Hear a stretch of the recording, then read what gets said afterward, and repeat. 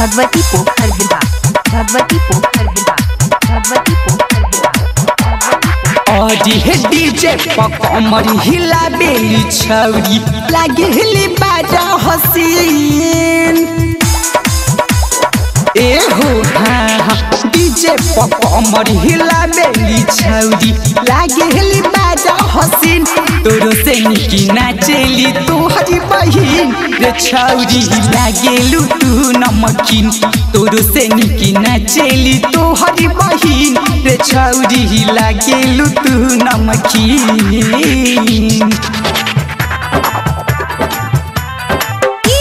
राजकुमार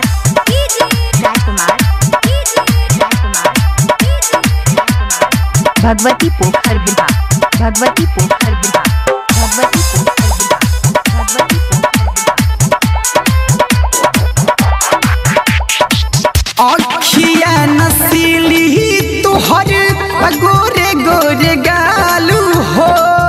नथिया पर पागल भइल पूरा ई बिहार हो ए हो हाँ हाँ अखिया नसीली तोहर गोरे गोरे गालू हो नथिया पर पागल भइल पूरा ई बिहार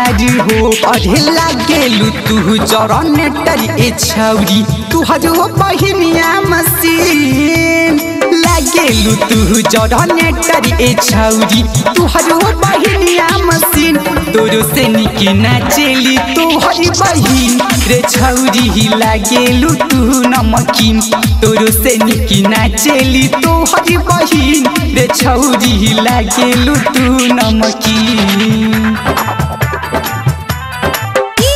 राजकुमार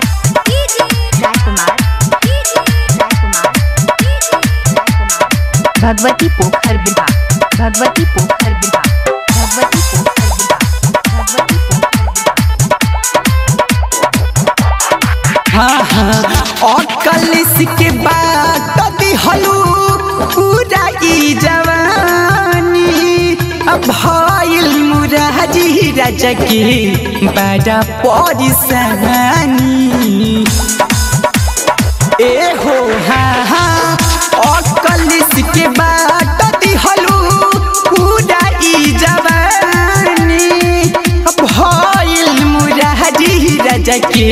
बड़ा परेशानी अरे चुम्मा चिखा के राजू राजक दिखा दिहलू पूरा तुसीन चुम्मा चिखा के राजू राजक दिखा दिहलू पूरा तुसीन तोरो से निकी नाचेली तोहरी बहिन रे छौरी लागेलु तू नमकीन तोरो से निकी नाचेली तोहरी बहिन रे छौरी लागेलु तू नमकीन।